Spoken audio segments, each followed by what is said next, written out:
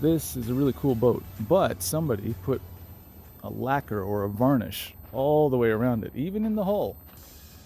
And the wood that originally probably looked kind of cool now has this awful gunk on it. And getting through it was a little bit challenging. So I'd like to show you what I've gotten accomplished so far. This took about 3 hours. Ugh. Apologize, I'm a little older than I used to be, so getting up on these boats is not as easy as it once was. Let's see, I'll put my watch in the reflection so you can kind of get an idea of what it looks like. It didn't come out bad at all. It did take a lot of time. It took super duty and then heavy cut, and then I followed it up with a little finesse it. So if you're interested at all, that's what it would take to get something like this out. That being said, I'm really happy with how it looks. Now I've got to work on the rest of the fiberglass, also coated with some sort of varnish. And it's crazing and fading and yuck. But it's not a terribly large boat, and I think in a very short amount of time I should have it done and completed and looking like it's ready to go back to Funky Town. Okay, that's it. That's all I got. If you're at all interested in seeing what happens with either that one, this one, that one, yuck green, that one, all of those, you just keep following. Go ahead and hit that subscribe button. Maybe even go ahead and hit that like button. It would make me feel like the couple hours that it takes to make these stupid videos is almost worth it, and that people are getting something out of them. I'm a detailer. I shouldn't have to be a cinematographer also.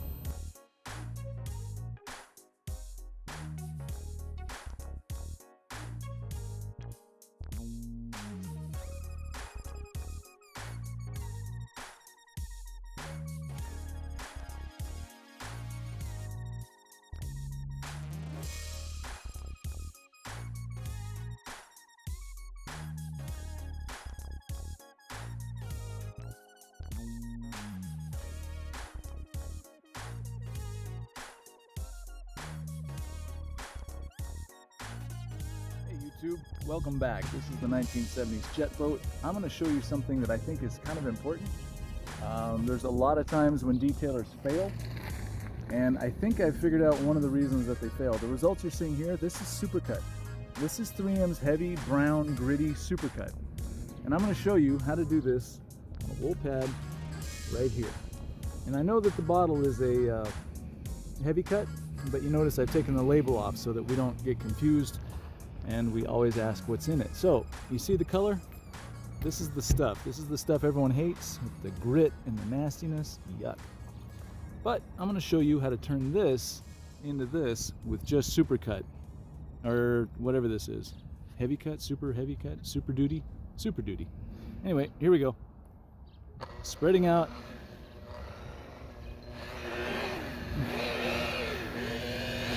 Okay, now once it's spread out, I'm going to go ahead and get a little bit aggressive, and by a little bit aggressive, I'm going to turn it up on its edge slightly. Cross-cutting, very good. Now what this is doing is getting a little bit more aggressive on the surface than I would get typically, but it's going to be able to give me a chance to get some of the stuff out of here that I need to get out. Like there's a little mark right there. So I'm going to put it up on edge a little bit. Oh, hey, that mark's gone. All right. A couple more cross cuts back and forth just to score the surface a little bit more than it is already. And I can see some of that varnish is coming off. If you're just tuning in, this boat was varnished. I'm not sure when, but it's very annoying now.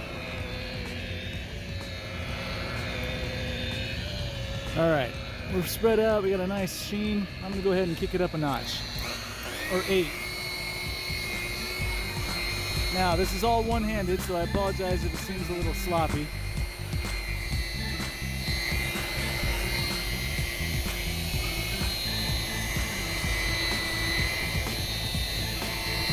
And you can already start to see a little bit of a shine or a gloss kind of returning back to the surface. And I'm just going to let this keep working on the surface until I see what I like. Now, I don't expect perfection out of heavy cut. or heavy duty or super duty or whatever it's called. I basically am just using it as a wet sandpaper and taking advantage of all that grit.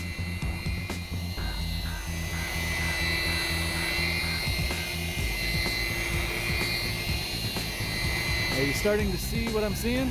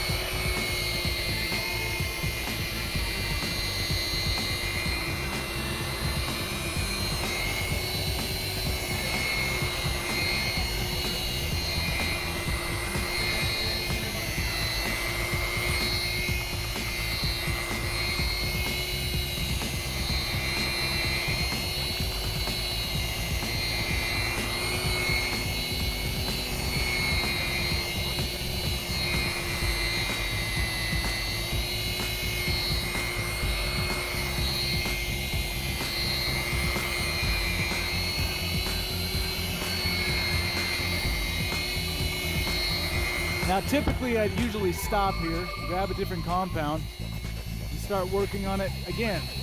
But for this demonstration, I want to see how glossy I can get this with super duty, or heavy duty, or whatever the heck it's called, who cares? It's heavy cut and there's super duty. So super duty, the brown stuff.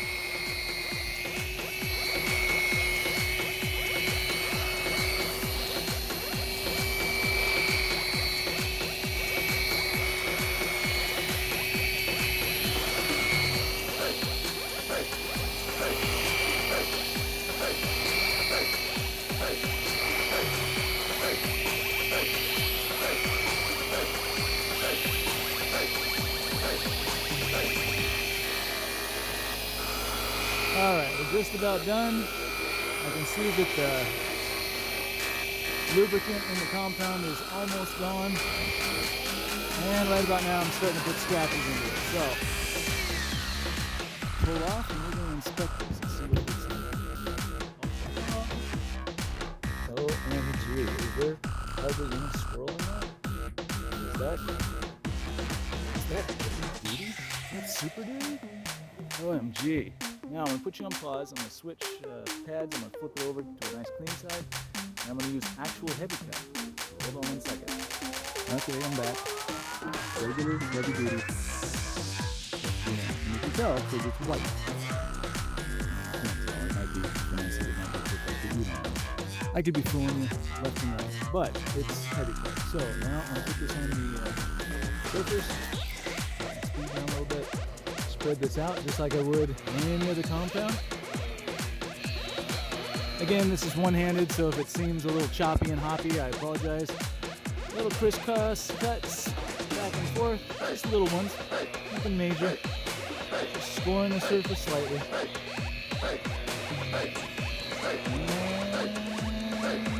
Almost there. Okay, I'm ready. You bring the rain.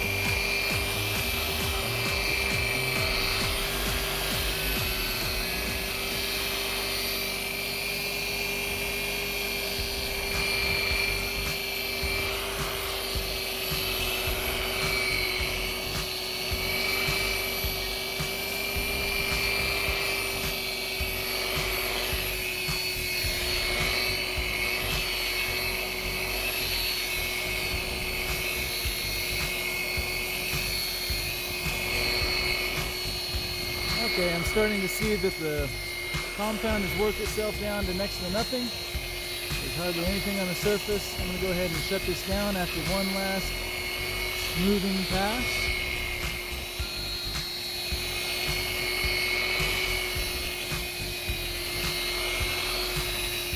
Alright, I might have to set the phone down to turn this off. Otherwise I'm going to leave a huge swirl. Oh no, I guess I got it. Alright, hold on. I got it.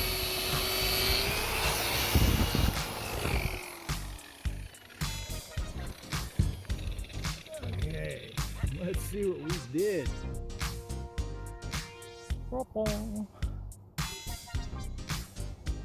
Okay, so I guess the thing that I'm trying to tell everybody, and it's not your fault, the manufacturers actually set you up for failure because they don't tell you how to use these products and they don't know themselves. I find 3M major fails there. So I'll tell you what, you want to see what this looks like with Perfected? Let's get that and I'll show you that. Basically, let the products work. Let them sit on the surface and do the thing that they're supposed to do. If you don't let them work, they're useless to you. They're just things that take up space in your car. So let's go ahead and get the Perfected. I'll be right back. All right, here we go. Clean pad, Perfected, EXAC. There, I didn't ruin the name that time. You happy? I usually call this stuff finesse it. I don't know why. A little bit on the pad just to wet it up because it's brand new. I'm going to flip this over. Remember, please, this is one-handed, so if it seems like I'm choppy, I apologize. All right, spreading.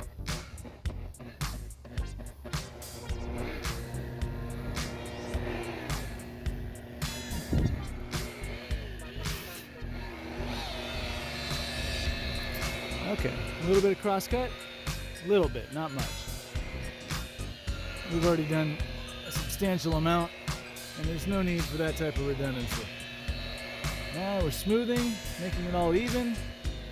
Also making sure that there's a fairly uniform dispersion of compound in the fibers of the pad. And we're just about, oh, here we go. It's cray-cray. Oh, all right, here we go.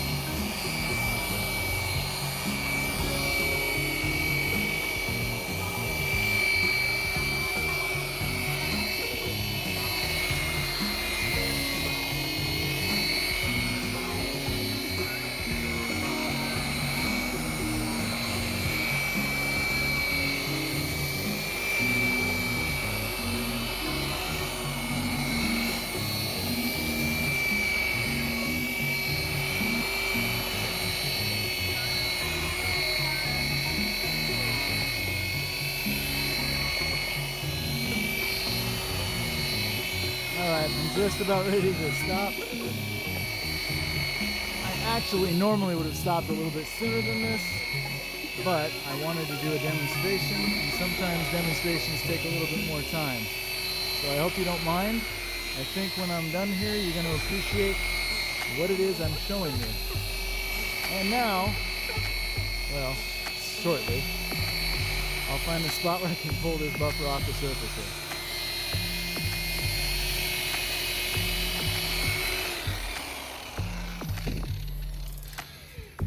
Okay, is anyone excited to see what this might or might not look like? I'm a little bit excited.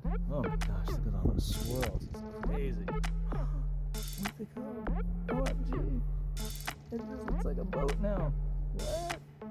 Anyway, so I'm going to go back to what I was talking about earlier. If you don't let the products do what they're supposed to do, then you're just fighting yourself. And it's one of the reasons most detailers use 5, 6, 10 products to try to get the results that you can actually get with generally one.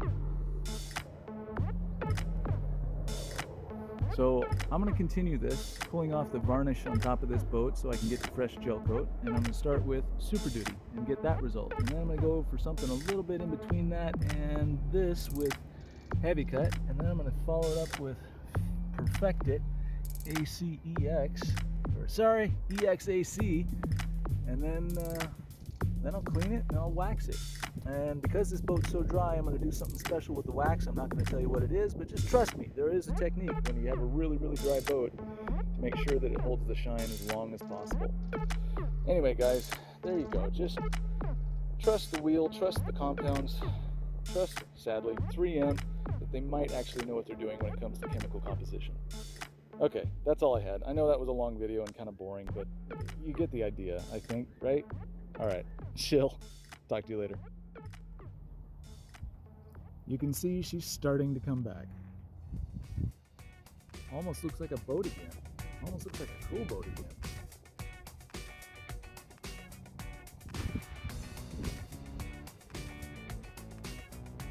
I will most likely finish this up tomorrow.